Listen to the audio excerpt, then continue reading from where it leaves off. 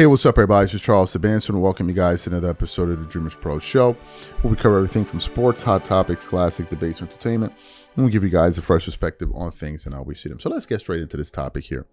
Stephen A. Smith. As you guys know, a number of years ago, maybe 6 years ago, going back to COVID-19, it was a moment that none of us had witnessed in our lifetime, at least the vast majority of us, where we watched the entire world come to a standstill. Right? It was something unreal. And I remember exactly where I was, and I'm sure a lot of you guys even remember where you were as well. And funny enough, I actually think I caught COVID-19 at the time. I'm not even joking with you. I remember one night I was just like literally short of breath. I could barely breathe, and I had to get rushed to the hospital. And I remember my dad and just like, man, did this guy so I had my own personal experience with it. As you guys know, all of the sports leagues shut down, everything shut down, right? And it was during that time where Kyrie Irving began to make a lot of news, because I believe that the NBA put in a mandate where you would need to get vaccinated in order to play. This is a number of years ago, right? And one of the people that refused to get vaccinated was Kyrie Irving. And at the time, he became public enemy number one, especially with people at ESPN. Kendrick Perkins, I remember the comments, Kyrie Irving is like an empty brain with two birds flying backwards in it. But Stephen A. Smith really went at Kyrie Irving during that period. And now I believe that Dr. Fauci is being questioned on Capitol Hill about the COVID-19 and the vaccines and all of that. And I think he recently pled the fifth. And I'm not following the story too closely.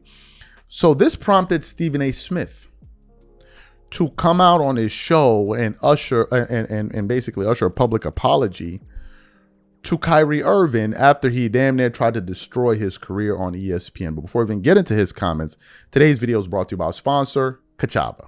Now, before we continue, let me tell you something. This year, I got serious about taking care of my body, my training, my nutrition, all of it. Nothing extreme. I just wanted to take better care of myself. But my days get busy between work, moving around, taking care of my daughter, trying to go to the gym, buying groceries. Life fills up fast.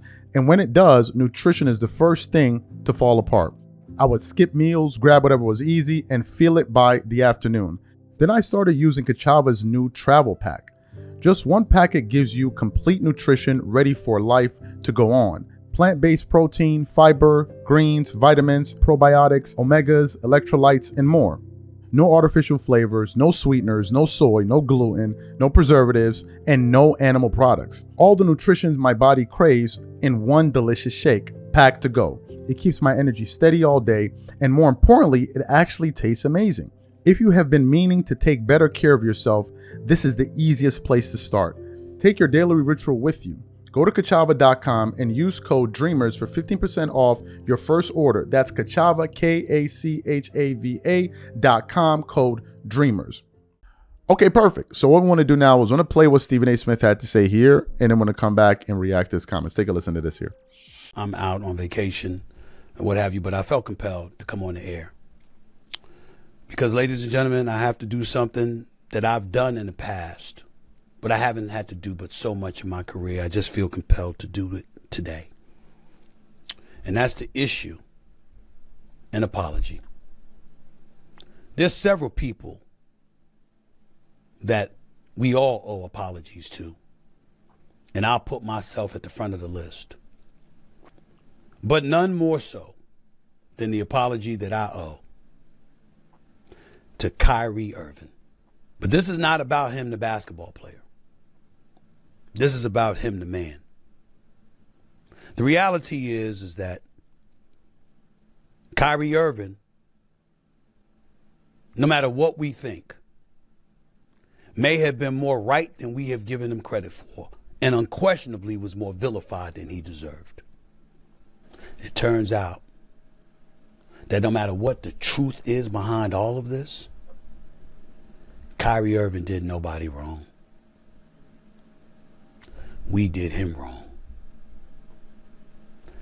I did him wrong. And for that, I'm sincerely sorry. But there were others who had the courage to say, bump that. And one of those people at the forefront was Kyrie Irving. I bring his name up because I had my issues with him from a leadership standpoint. Never as a player, because he's sensational. But with him, in terms of leadership. And I didn't look at it as being courageous. I looked at it as being selfish. And I watched Dr. Fauci on Capitol Hill yesterday. And the person I thought about most was Kyrie Irving. Kyrie Irving stood out in my mind because of the heat that he was taking.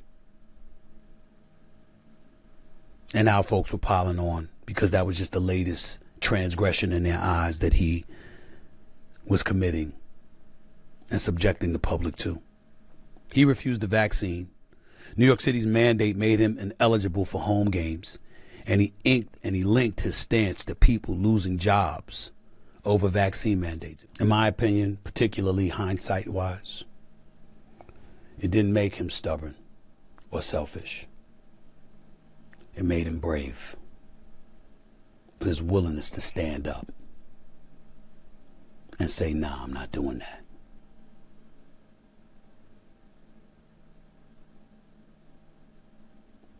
It's just a time for reflection and look at things differently. So you heard what he had to say. My only question is why? Why now? Number one. Number two, is by Stephen A. Smith, putting out this apology, is he saying that he believes that it was the wrong thing to take COVID-19? Because if I remember, I think it was also a policy of ESPN for you to be vaccinated to work there. I remember that. So is he going to be upset with his network? Because they forced him to get a vaccine. Kyrie Irving didn't force Stephen A. Smith to get a vaccine. Kyrie said he didn't want the vaccine. He didn't. And it turned into this whole thing where it was like a lot of the conservatives felt like, who's the government? We don't trust them putting stuff in our body. They didn't test it enough. And then you had a lot of liberals and Democrats or whatever saying, to take it and then you got to care about public safety. That was the whole conversation back then. Now, I took the vaccine. Let me tell you the reason why I took the vaccine. I was actually in London, right? And I wanted to travel out of London because I was only there. Americans can't stay in London beyond, I think it was at the time, it was like 3 months or 6 months or something like that, right? And I kept on extending my stay legally, obviously. But in order for me to fly out, British Airways and a lot of those airlines said you needed to be vaccinated. So my time in London was expiring. I'm not going to stay there beyond my visa. So I needed to get vaccinated to fly. And that's exactly what I did. I don't remember the one that was it Pfizer or one of the ones that I did, but a lot of people did it, right? And that was predominantly the main reason I did it. But I know some people in my family that didn't do it. And it was, look, the way I viewed the whole COVID-19 and all of that, people took it, there were people that took it and there were people that chose not to take it. I didn't view you as a hero if you decided not to take it, or you as a weak person if you decide. People made their own decisions for whatever they felt was best with them. I'm not here to judge you. If you took it, whatever. If you didn't take it, whatever. Personally, I don't care.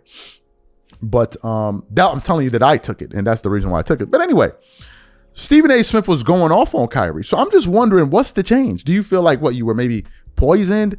Is it because of what Dr. Fauci's saying? I'm confused about that.